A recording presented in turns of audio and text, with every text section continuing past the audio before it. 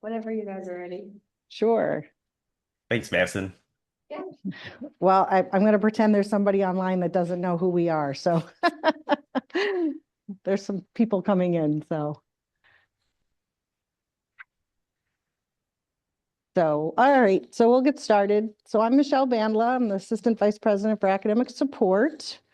And online is, I'm Andrew Buchmann, the Assistant Director of Advising. and he's pretty much running this thing. So I'm going to just do a quick little intro. You want to go to the next slide? So we started Starfish back in 2013. And really it's become our primary student success and early alert platform so that we can get the information from faculty, coordinate between all the different people who need to know when a student is struggling, primarily the advisor, the hall directors, and we can make sure that everybody gets all the information versus it going through email. So that was kind of the reason we started Starfish in the first place. We did a fall 2022, we did some assessment. And so Andrew's going to talk a little bit about the assessment that was done, what we found out, and what we are going to do in the future. Yeah, and some of the updates that have happened along the way too. So it's not like we haven't been tweaking things and trying to improve all of the technology side of things that we've been doing. So some updates along the way here as well. Michelle, why don't you give an overview of the flag process? You want me to do that? Yeah, Okay. might as well. Might as well. So once the instructor raises the Starfish flag, which could be through a progress survey, or it could be manually done. It could be for excessive absences. It could be a kudos. It could be a, academic concern. The student is then notified through email that an instructor has raised a flag. And then the advisor, whoever is assigned as that advisor, all advisors will see the flags, but we'll talk more about who's going to be doing it in the future. But the advisor will reach out to the student if they have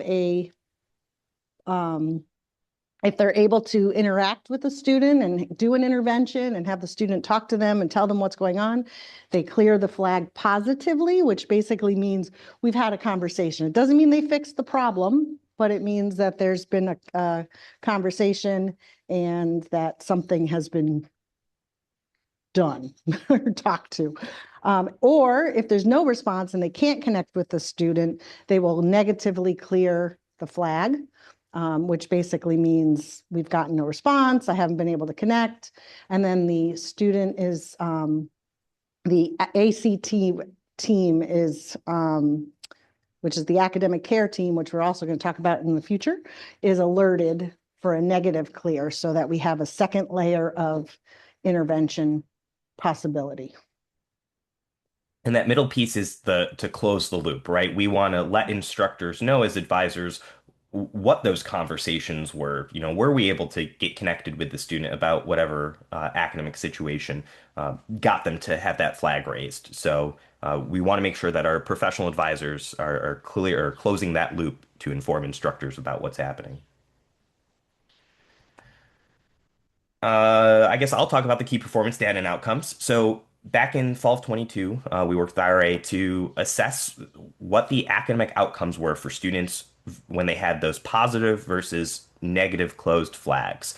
And as it turns out, students who have a positive closure reason, meaning again that some type of intervention, a conversation was had about the Starfish flag, those students earned a higher GPA. That was a 1.8 versus a 1.6 on average, and earned more credit hours, 9.7 versus 8.6, than those with the negative closed flags.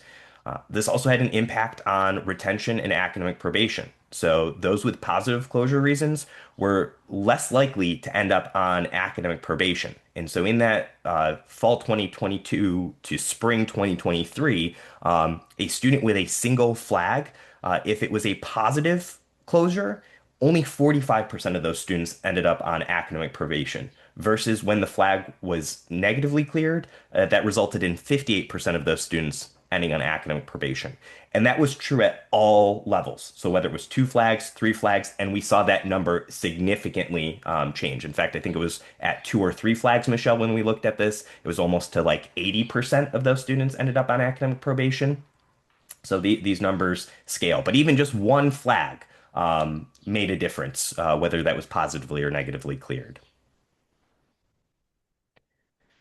So the missed opportunity. Here are the things that we want to try to address with some of the changes that have already been happening, the advisor redesign, aligning with the academic momentum goals set forth by SUNY for our campus. So here are some of the current challenges. And the third one, we've actually started to work towards addressing it. So the academic probation gap, uh, in that fall 2022 assessment that we did, there were 107 students who ended up on academic probation that never had a Starfish flag raised, not a single flag, which we know from IRA's assessment that that led to students earning a higher GPA, earning more credit hours, and less likely resulting in academic probation. So by those students not being flagged, we missed the opportunity to intervene there. It's possible the instructor could have been doing something, but that holistic view of the student, those wraparound support services, by not having a flag raised meant that there was no opportunity to address the flag with the student. So what has led to that probation gap is the participation trends. And this is something where we have been fluctuating anywhere between 50 and 60%, really since we started using Starfish back in 2013. An average of somewhere in the mid 50s. But in spring 2026, the most recent progress survey, only 49% of instructors, or only 45% of the surveys were completed. And because multiple instructors will teach multiple sections, only 49% of instructors who received a progress survey actually completed it. And as a reminder, with completion of the progress survey, if there are no concerns in the class, you can just simply submit the progress survey, which lets us know that there are no concerns. So we could be missing some of that of faculty who did not have concerns, but submitting that progress survey is helpful to let us know. But as we saw with the probation gap, there were students who ended up on academic probation who did not get flagged in any of their classes. And the last piece of this is flag closure. So addressing the flags once they've been raised. In the spring of 2025, there were 835 flags that remained open. So we only had about a 63% clear rate. As compared to spring of 2026, and this is where we did the soft launch of the advisor redesign, where the professional advisors were assigned to students from first year all the way to seniors. And we were in there looking at flags, clearing them, meeting with students, and we only had 181 flags that remained open at the end of the semester or ended up with a 91% clear rate. So that's where we've already started to address this. The moment we had the professional advisors assigned, we're in there, we're addressing the flags, reaching out to the students, and we saw a significant increase in flag closure reasons. Michelle, is there anything you want to jump in with this? Well, we have a chat. Oh, I'd be hesitant to say that the gap IRA identified as causal. It makes sense that students who are less completely checked out, overwhelmed, are more likely to respond to their advisors, regardless of whether the communication itself makes any difference. yeah, it's always going to be a matter of correlation versus causation, and whether or not any of this is causal. That's another level of assessment. I don't think we can truly do, given the number of interventions that are taking place for a student. But I think the correlation is enough for us to say it is valuable to continue pursuing these things. It's always going to be an issue when we're trying to assess whether or not something is truly effective, if it's causal or just correlated. All right, so progress survey completion. So just to show us the trend of where we've been, here we're looking at it has fall. It's got that first spring data on there, but this is mostly just fall semesters of when we've been using the more traditional progress survey that we've come accustomed to. And you can see in fall of 2024, we did have a significant drop. That's when we had the two progress surveys. And I can't remember off the top of my head if this was a combination of the progress surveys whether it was the completion rate for the two of them. But in both cases, the number was significantly lower than in semesters when we had just done the one progress survey. So this is a downward trend that we've had since essentially the fall 2026, slight downward trajectory there, and we're hoping to see an increase going forward. All right, so some higher level interventions. So it doesn't just stop with the raising and clearing of the flags. The academic care team was founded in fall of 2025. Actually, it might have been the previous semester where we first started. But the purpose was to review those active or the negatively cleared academic flags. So when there's no response to the student, we didn't want that student just feeling like they were left and there was no one else looking out for them, that their advisor had just cleared the flag and the workflow had stopped. So the ACT team takes a look at those negatively cleared flags on a weekly basis, and with help from the advisement center, so myself and Corey, counseling services, Res Life, the Dean of Students office, we review each of those students with a negatively cleared flag and kind of do a deep dive into their situation. And further outreach will take place. It could be the RA going to the student to say, hey, your advisor's been trying to reach out to you. We've gone back to instructors to see like, hey, has there been any improvement? The student didn't talk to their advisor, but have you seen any improvement in the classroom? And so after the academic care team attempts their outreach, we've modeled our same kind of tracking as the flag closures. So positive, meaning that the academic care team was able to connect with the student. Negative, meaning a member or someone we referred a student out to was not able to connect with the student. Irrelevant, this is used when either the student has withdrawn from the class since the flag was raised, or this was especially helpful around midterm grade times. A student might have an academic flag early in the semester, but by the time maybe they got to the academic care team and the flag had been negatively cleared, obviously at that point, but perhaps midterm grades are viewable and we can see that the student is no longer in danger of failing. Maybe now they have a midterm grade of like a B or something. And so we would mark that as irrelevant. Now, no longer the academic care team needs to intervene. And the last one is other, and that was really used when some other intervention had occurred before the academic care team got there. And usually that was an advisor who negatively cleared the flag, but the student got on the calendar in the following days, afterwards or before we met as the academic care team to discuss.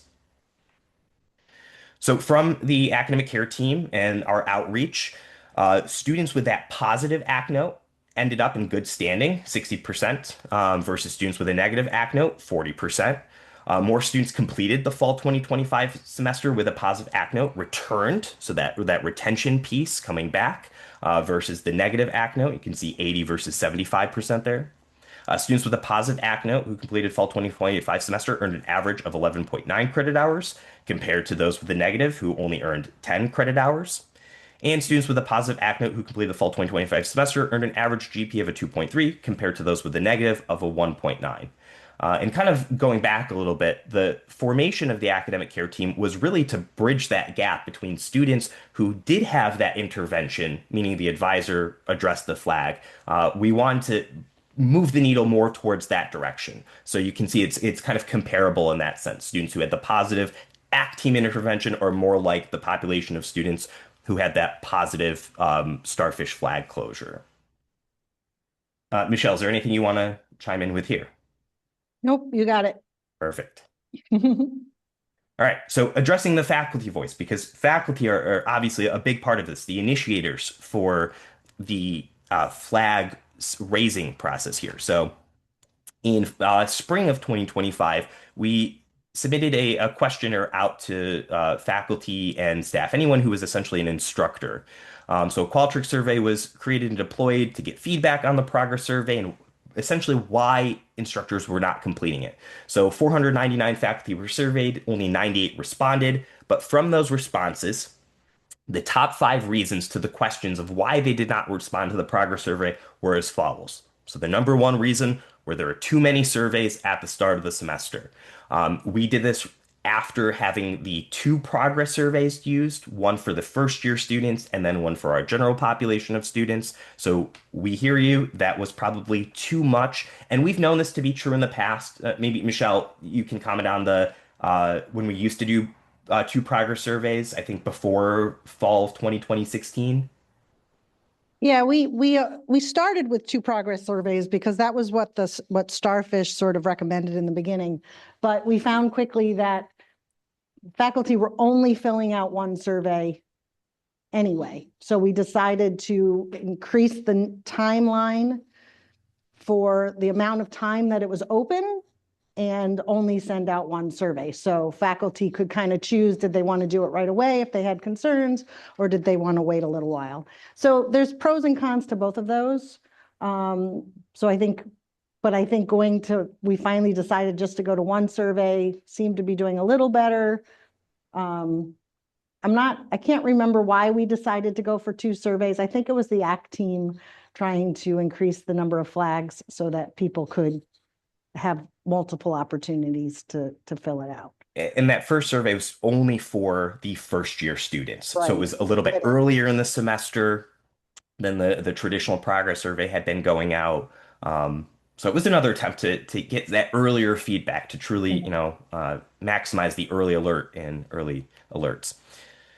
So the next reason though is I reached out to students in other ways, and again, that's great. We hope that you are reaching out to your students to support them, but by not using Starfish, we're missing that holistic view, where your classroom is adding another data point to the students, you know, overview of what their whole experience is in college. And then there's the student success network. So all the individuals who are connected to the student, when we don't get to see that information, we can't intervene. Or with like the academic care team, that further higher level intervention. So by using Starfish as the system, it captures all this information in one place. The third reason was they raised a flag in the past, but were not informed about the outcome. That's likely due to the flag closures. Remember, we saw in the spring of 2025, we only had about a 60% closure rate. So that means that faculty were not having the loop closed to know what the outcome of that flag was. So we're by restructuring advisement and making the professional advisor be the one to be responsible for clearing flags, we are ensuring, based on the spring 2026 data, we're getting up to a 90% closure rate. So that closing of the loop should be happening far more frequently. My course did not lend itself to early feedback. We hear you. The progress survey, it's an early alert survey, but perhaps an opportunity to figure out what are some other forms of feedback besides just assessment on a quiz, an exam, homeworks, and things like that. There are other sorts of behaviors like attendance, participation. Do they seem to be engaged during classes? So there's other ways you can provide feedback still than just whether or not a student's in danger of failing a class. And the last reason was I don't believe it makes a difference. And what we're trying to demonstrate is, again, we can't, whether it's causal or just correlation here, we do see that there is a difference between students who, when a flag is raised versus when it's not raised, and what happens when that flag is ultimately addressed. So we would like to think it does make a difference, and hopefully we can demonstrate to you all that it does indeed make an impact. Michelle, is there anything else you want to say here? No, I think good. Well, the only thing I could say is that we can't help any student if we don't know that they're in trouble. So, it does make a difference for us to at least be able to offer some sort of support, resources, conversation. The advisors are, a good place to be able to do that. And if we don't get feedback, we can't help them at all. So. All right, so strategic goals in our technical roadmap. So where is the future going to take us? So here are our goals for 2026. So our first goal is to increase participation. This has really always been a goal with Starfish, is to get more instructor participation with that progress survey. So our goal is to get to 60% completion rate, which is honestly very much feasible, considering the amount of progress surveys that aren't being submitted. As soon as we get those submission rates up, I'm very confident we can hit the 60% target. But we want to tie this back to our academic momentum goals as well. And so, because a part of ACMO is to complete those gateway math and English courses, for our math and English departments out there, if we have anyone in the audience listening, stay tuned for outreach from myself, Michelle, Corey, perhaps, about how we can be more engaged with the progress survey, maybe even designing a specific progress survey just for these classes. And the goal is to get a 75% rate. So we're identifying those students early on who might not, or rather who are in danger of perhaps not passing these classes. And so can we intervene before we even get to the point of them failing the class and not completing their gateway math course? The new advisement model. So that's something that has already started to have been rolled out. So professional advisors are now addressing those concerns with the Starfish flags, clearing them, closing the loop more consistently. I showed you we went from a 60 to a 90% closure rate. And consolidating Starfish appointments, speed notes, all of the things we're doing on the back end of Starfish, making it easier for assessment. So more robust reporting and assessment. And then finally, the third piece, we haven't talked about this at all yet, is the integration of the student voice. So we have EdSites, the Oswego chatbot. Is it Ozzy? Is that what we're calling it now, Michelle? That's the plan, I think, Yeah. yes. So to incorporate that into Starfish. So this is something that the EdSites team has been working on. So that way it's a fairly easy integration into Starfish that will come over with the data files that we send. And so that will allow for faster, more personalized interventions as we see those risk scores being captured in Starfish. Michelle, anything here you'd like to add in? Yeah, so Ed Sites, just to give people a little background, we have a committee that gets together once a week to look at what comes in through Ed Sites with, advisors, dean of students office, I'm trying to, financial aid is on there. And it takes a little time to pull the information from Ed Sites and pull it down, and then for the people on the committee to get to the advisors. So we're just trying to coordinate that a little better so that we can get to the students faster and to make sure that we have the full picture with the flags and advisor information. So that's sort of a plan or a hope. And hopefully we can start working on that soon. So some of the things we've been doing behind the scenes in Starfish, really in response to ACMO, is to make it easier for advisors to identify some of these concerns about their academic momentum of students. So they have the most recent FAFSA application field to show if they've applied yet for FAFSA for the following academic year. A gateway course indicator, so you can see whether or not their gateway math and English courses have been completed. We do have the financial aid SAP status attribute in Starfish. It's currently hidden at the moment, waiting on some conversation with the financial aid on if this should be viewable. Unfortunately, with Starfish attributes, I like to use the analogy. It's like a what do you call it? Like a faucet where you turn it on and off. We can't individualize what role or excuse me, what attributes show up. It's if a role can view student attributes, they see all the student attributes. So for right now, we just have that one hidden, but it is in Starfish. The data is being pulled there. Credit hours earned. So this allows advisors to filter out students who haven't hit those ACMO milestones of 30 and 60 credit hours. That could allow us to, at the end of terms, to say, filter our list who hasn't hit these benchmarks, and then communicate to those students about potential summer or winter classes to help meet those goals. A first generation indicator to know whether or not this student is first gen. Their matriculation term, which is very helpful because we have students who come in with a variety of different, prior learning credits, but knowing if they are a true freshman versus, what their so where their matriculation term is important to help us know like more about who this actual student is, regardless of their class standing. So all of this is just more data on the back end, and then for advisors to be able to see a more holistic view of their students. Michelle, anything here? No. You're doing Okay. great, Andrew. Well, that's the end. So at this point, well, I'll turn it back to everyone. And what further questions or comments do you have for us? I guess I have a comment, which is that I think raising a negative flag for a student has the possibility of substantially harming the faculty relationship with that student, Hmm. which in many ways I see as more important than trying to pass the student on to a third party to address their issue.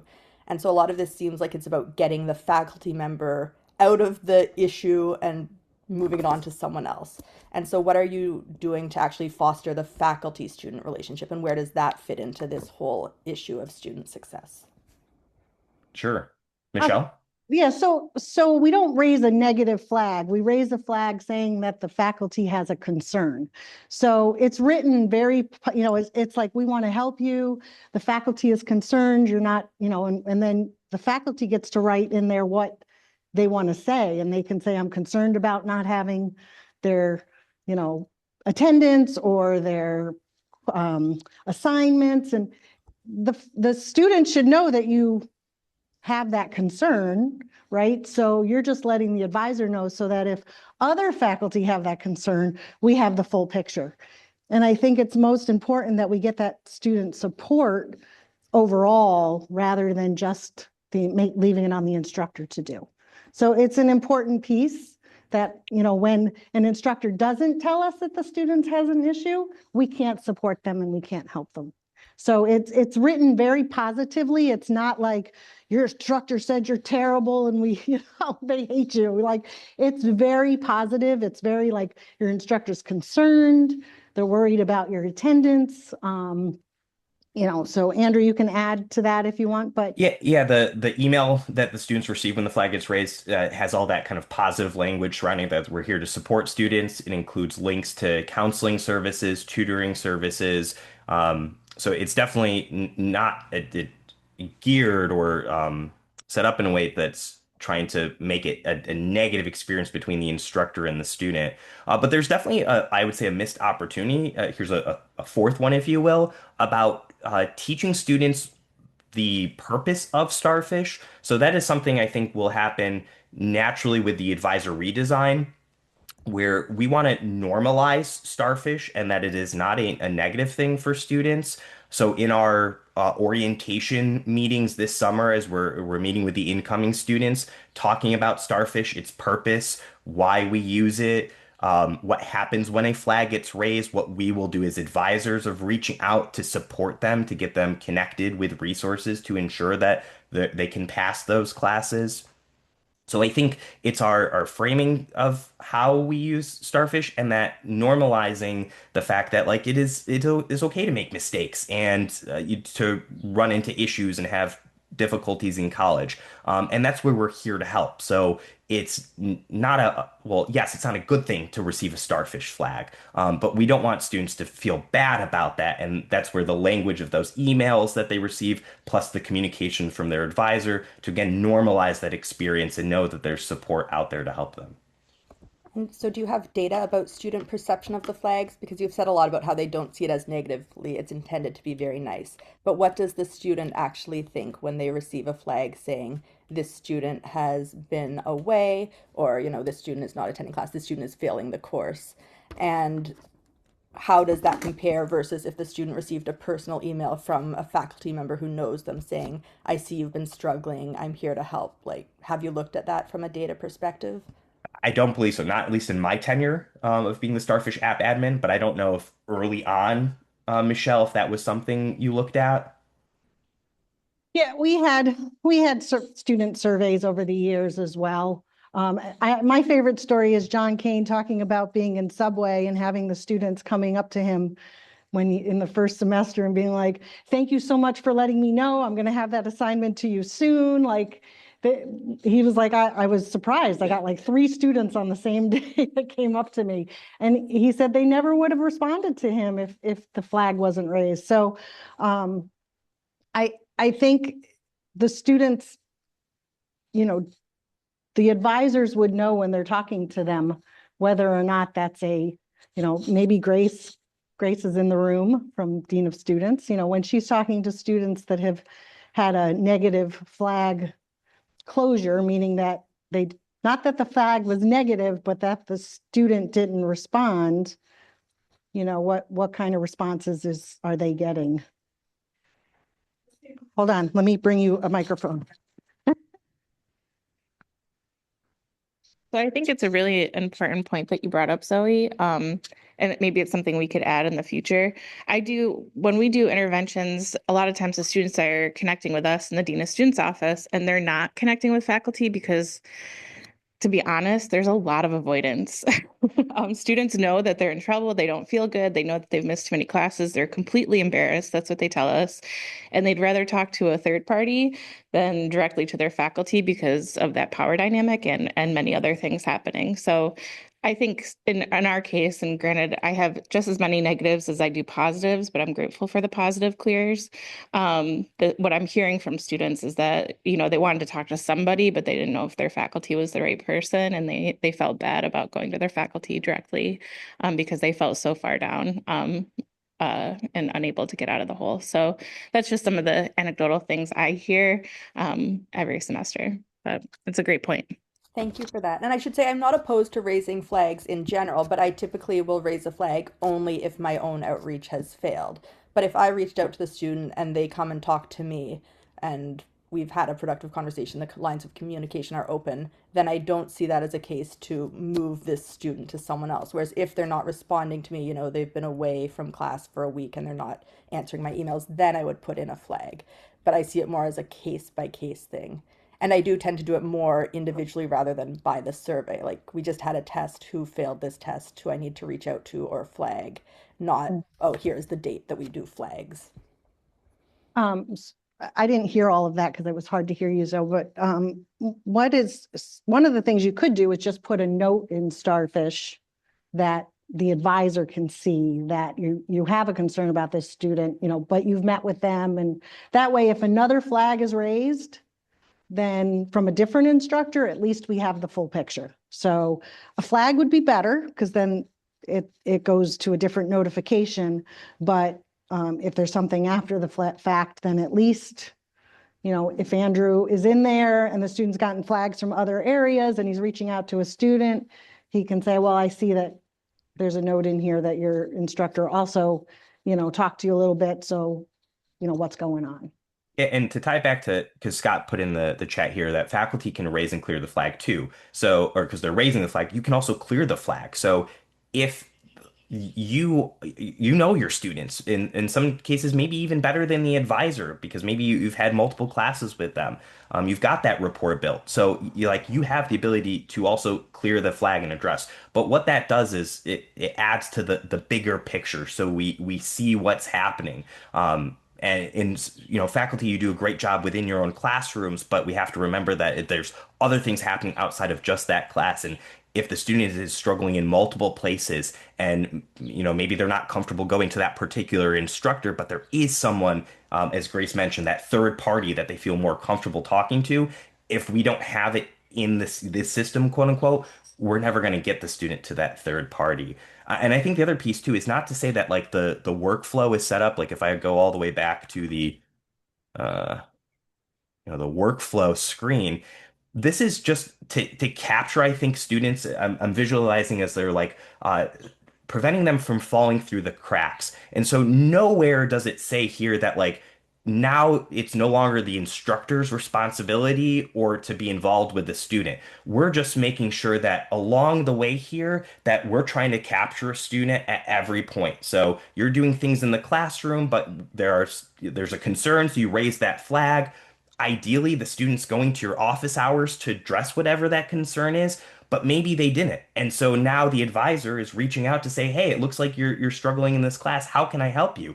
And then if the advisor isn't able to get a hold of them, now the academic care team is there. So it's just trying to prevent the student from falling through the cracks. So along the way, we've not said, stop working with the student, or nope, now it's this other person's responsibility to take over. It's really just making sure we've got a whole system in place to prevent students from falling through the cracks. So I guess my one last question on that note, is there any thought of integrating faculty more into that system? Because it's sort of like the information typically flows in one direction and we don't really get the bigger picture of what's going on with the student. But often we are the ones who sees that student 4 hours a week, sometimes for multiple semesters in a row.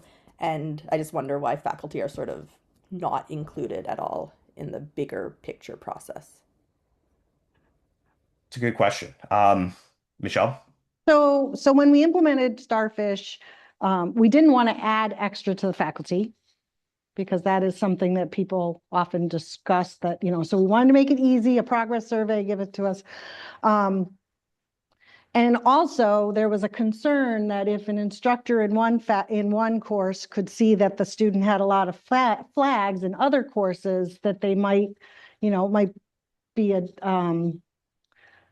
bias, or, they might treat the student a little different. That was some of the concerns that came from multiple, areas, Starfish itself. Those were kind of things that we talked about. So we could open the whole thing up to everybody, but we thought it was better to have the advisor be that person.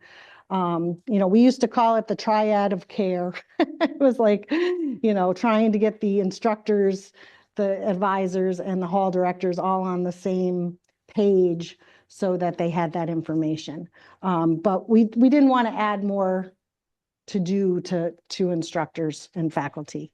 So that's why the advisor is the kind of main person. And when we did implement it, we had a first year advisor that was the faculty member.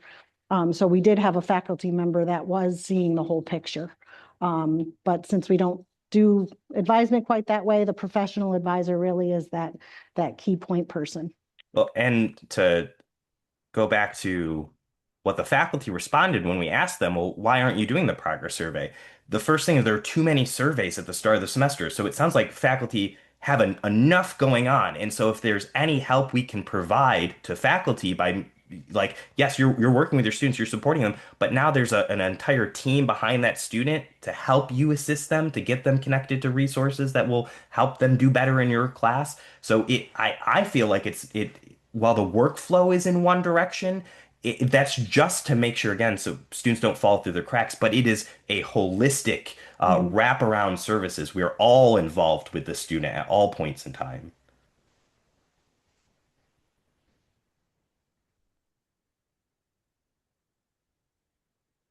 Any other questions?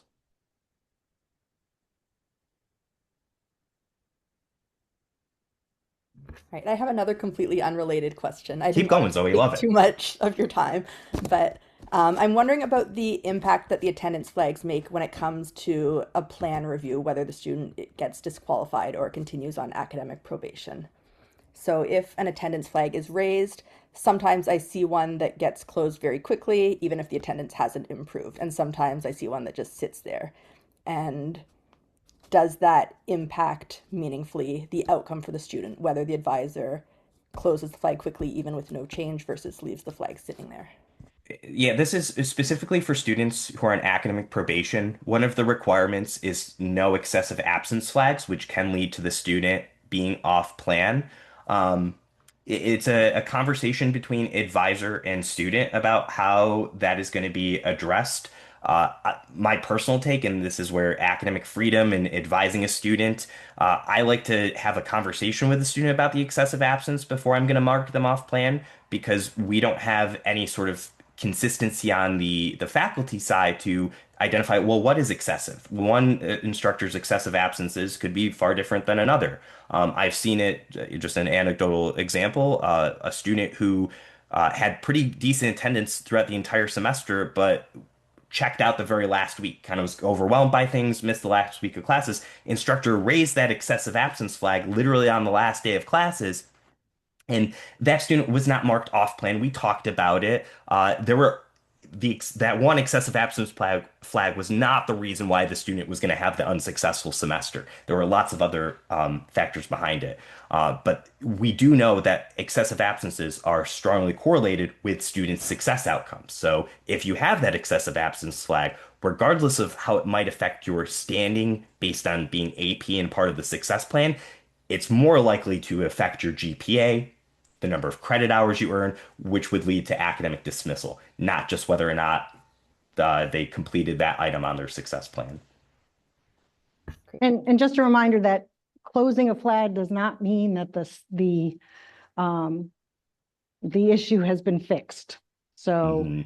Advisor is just saying whether or not they've had an interaction. And, the ones that are hanging out there, I think that's some of the stuff that having the professional advisors focusing on the starfish flags, there'll be more closing the loop and the flags will be closed. So, And I think some of the faster responses you're seeing too of clearing that flag is knowing that the academic care team is in place now too to do that extra layer of outreach. So we do have like I would call myself one of those advisors. I'm getting in there more quickly to clear the flag, knowing that there's another layer of intervention ready to take place and help me out. and we want to get them through faster. We don't want it to be 4 weeks before somebody addresses a flag, or the student is connected with, so we can address the flag immediately, but if they don't connect, they can't make that impact. So I wonder if the flag language is a bit confusing there. Then when a flag gets closed in a positive sense, I think the note is something like situation seems to have improved. We've changed Right. that Okay. language now, Zoe. So Okay, yeah, it good. used to be the case, and I think it now says the like I'm blanking at it, but I think it's like it uses the word like addressed or something, but it's just to say like something has taken place. And maybe that's on the training side. So if the language isn't clear, I don't know what clear language we would use to address that.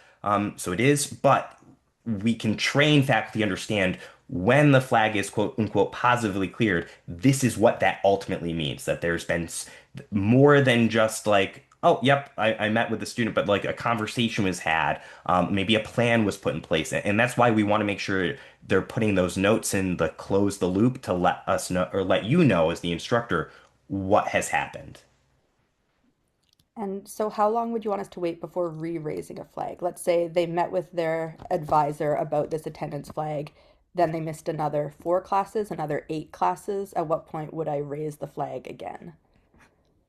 I think that's up to the instructor. I like at some point I think we've talked about this before, Zoe, of like we know, so you're just kind of preaching to the choir and it's just another item to the workflow. But I would say like it's at your discretion. If you feel like this is like because we're trying to support the student. So I wanted to say like there should be a any sort of limit to the number, but whatever you think is best to support the student.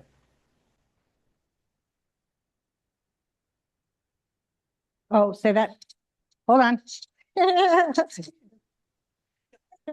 Sorry. Zoe, if you have a student missing that many classes as well, you could also put in a behavioral concern flag for the Dean of Students office. Likely they're probably already on a radar because of the ACT team. But just in case, it doesn't hurt to put that in there and we could do some additional outreach. We get a lot of students in our office as well that are, because they're off campus, they don't have that res life intervention. So we get a number of excessive absences like that for students who are off campus, unfortunately. So we try to do our best to connect with those students in a different way. And the student does not get that. Yeah, the student doesn't get the behavioral concern flag. It just goes directly to our staff. Thanks, Michelle.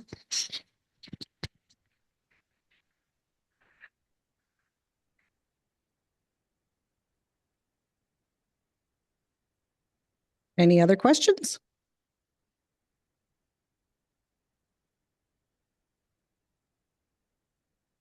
Okay. There we go. Thanks, everybody.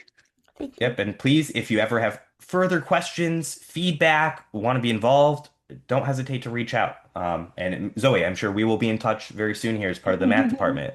We got some other big brain ideas happening to support students specifically with their math courses, so more to come on that.